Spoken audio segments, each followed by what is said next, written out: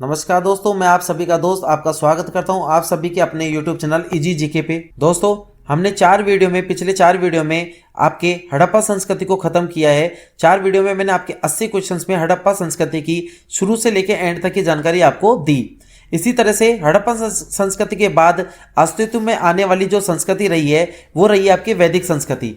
ये हमारे भारत में वैदिक संस्कृति का जो पीरियड रहा है वो कब से कब तक रहा है और इसमें क्या क्या जानकारी रहेगी इसके बारे में हम आज बात करने वाले हैं। टोटल हम इसके 6 वीडियो लेके आएंगे। 6 वीडियो में मैं आपको वैदिक संस्कृति के 20-20 क्वेश्चन के अकॉर्डिंग लगभग 120 क्वेश्चंस कवर करवाऊंगा। इन 120 क्वेश्चंस के बाहर आपके वैदिक संस्कृति के कोई भी क्वेश्चंस नहीं पूछे जाते।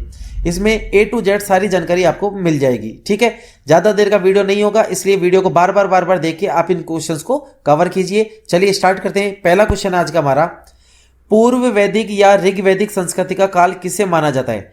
पूर्व वैदिक यानी वैदिक से पहले वाली संस्कृति या ऋग वैदिक जो संस्कृति थी उस काल को कौन सा काल था वो? तो सही आंसर हो जाएगा 1500 ईसा पूर्व से लेके 1000 ईसा पूर्व। क्लियर है? नेक्स्ट, उत्तर वैदिक संस्कृति का काल किसे माना जाता है?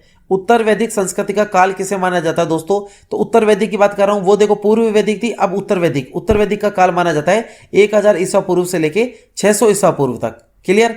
तो कुल मिला के मैं वैदिक संस्कृति की बात करूं तो वो आपकी हो जाएगी 1500 ईसा पूर्व से लेके 600 ईसा पूर्व तक। क्लियर है? तो 1500 से 1000 वाली तो हो जाएगी पूर्व वैदिक और 1000 से 600 वाली हो जाएगी उत्तर वैदिक। नेक्स्ट, आर्य शब्द का शाब्दिक अर्थ क्या है? आर्य शब्द का शाब्दिक अर्थ है दोस्तों, सही आंसर आपका श्रेष्ठ या कुलीन। बहुत ही श्रेष्ठ व्यक्ति को आर्य कहा जाएगा। क्लियर है? नेक्स्ट, प्रारंभिक आर्यों के बारे में निम्न कथनों में से कौन सा सही नहीं है? तो वे संस्कृत बोलने वाले थे, वे घुड़सवारी किया करते थे, वे कई झुंडों में भारत पहुंचे, वे मुख्यतः नगरों में निवास करते थे। तो सही आंसर हो जाएगा दोस्तों, वे मुख्यतः नगरों में निवास करते थे। यह सही नहीं है। आर्य पहले मुख्यतः नगरों में निवास नहीं करते थे, वो घूमते रहते थे और घूमते घूमते ही भारत में आए थे मध्य एशिया से। ठीक है? नेक्स्ट, इनमें से किस फसल का ज्ञान वैदिक काल के लोगों को नहीं था? तो वैदिक काल में किस फसल के बारे में जानकारी नहीं थी दोस्तों? तो आप मुझे बताइए, जब आपको हड़प्पा संस्कृति में जो फसल की जानकारी थी उसके बाद वैदिक काल में भी उनकी जानकारी रहेगी, क्योंकि उसके बाद की वो संस्कृति चलती आ रही है। तो वैदिक संस्कृति में आपके जो जानकारी नहीं थी फसल की वो थी आपकी तंबाकू के बारे में जानकारी नहीं थी। क्लियर है? भारत में वैसे भी आपको बता दूं तंबाकू की खेती कौन लेके आए थे?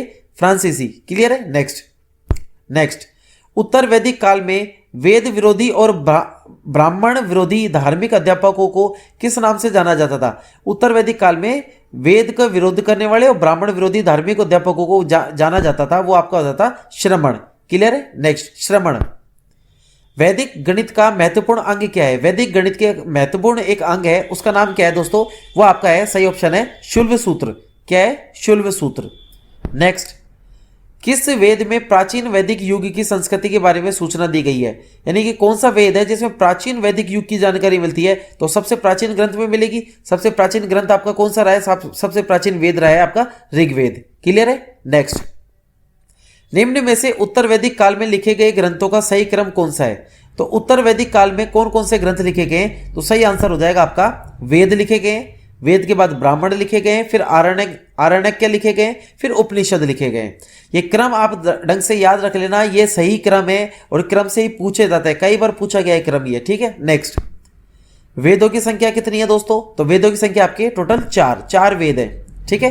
कौन कौन से हैं? ऋग्वेद, अर्थवेद, सामवेद और यजुर्वेद। क्लियर है? नेक्स्ट, कौन से 3 वेद संयुक्त रूप से त्रयी या वेद त्रयी कहलाते हैं? 3 वेदों को मिला के त्रयी कहा जाता है, वो आपके सही आंसर हो जाएगा ऋग्वेद, यजुर्वेद और सामवेद। इन तीनों को मिला के त्रयी कहा जाता है। इसमें अर्थवेद नहीं आता, याद रखना, अर्थवेद इसमें नहीं आता है, अर्थवेद अलग रहेगा। नेक्स्ट, भारत के राज चिन्ह में प्रयुक्त होने वाले शब्द सत्यमेव जयते किस उपनिषद से लिए गए? तो सत्यमेव जयते दोस्तों जो लिया गया है वो मुंडक उपनिषद से लिया गया है। कौन से उपनिषद से? मुंडक उपनिषद। नेक्स्ट, ऋग वैदिक आर्यों का मुख्य व्यवसाय क्या था? यानी ऋग वैदिक काल में जो आर्यों का मुख्य व्यवसाय था वो आपका क्या था? तो वो था आपका दोस्तों पशुपालन। उस टाइम पे खेती या कृषि इतनी नहीं होती थी, शिक्षा व्यवसाय नहीं होता था, उस टाइम पे पशुपालन चलता था। नेक्स्ट, भारतीय संगीत का आदि ग्रंथ कहा जाता है, यानी किस ग्रंथ के अंदर या किस वेद के अंदर आपके संगीत के बारे में बहुत ज्यादा जानकारी प्राप्त है? तो वो सही आंसर हो जाएगा आपका सामवेद। सामवेद को ही संगीत ग्रंथ भी कहा जाता है। ठीक है? संगीत वेद भी कहा जाता है। नेक्स्ट, प्रथम विधि निर्माता कौन है, यानी सर्वप्रथम अगर किसी ने कानून बनाया, विधि बनाई, तो विधि निर्माता किसको कहा जाता है, वो है आपके भगवान मनु। क्लियर। नेक्स्ट, कृष्ण भक्ति का प्रथम और प्रधान ग्रंथ है, यानी कृष्ण भक्ति के बारे में सर्वाधिक जानकारी किस में मिलती है, तो आपका सही आंसर हो जाएगा श्रीमद् भागवत गीता। अगर कृष्ण भक्ति के बारे में पढ़ना है, श्रीमद् भागवत गीता को पढ़ लीजिए। नेक्स्ट, ऋग्वेद में संपत्ति का प्रमुख रूप क्या है, ऋग्वेद में संपत्ति का प्रमुख रूप क्या था, गोधन था, भूमि था, या ये दोनों ही थे, तो सही आंसर हो जाएगा आपका ऋग्वेद में गोधन।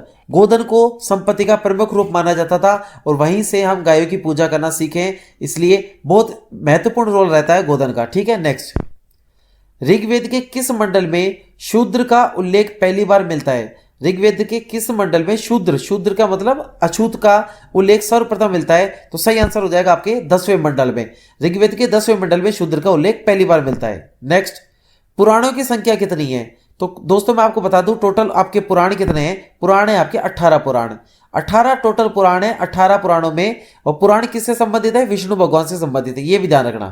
नेक्स्ट, वैदिक धर्म का मुख्य लक्षण इनमें से किसकी उपासना था, वैदिक धर्म का मुख्य लक्षण होता था, किसकी उपासना करना होता था, किसकी पूजा करते थे, तो वैदिक धर्म में वो प्रकृति की पूजा करते थे, प्रकृति को पूजा करते थे। ठीक है, ये थे आज के हमारे 20 क्वेश्चन।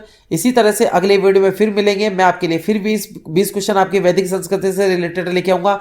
वीडियो साइज छोटी रहेगी, इसलिए बार बार देखिए, इन क्वेश्चन को याद कर लीजिए, सभी क्वेश्चन बहुत महत्वपूर्ण है। अगले वीडियो में फिर मिलते हैं, टेक केयर, थैंक यू।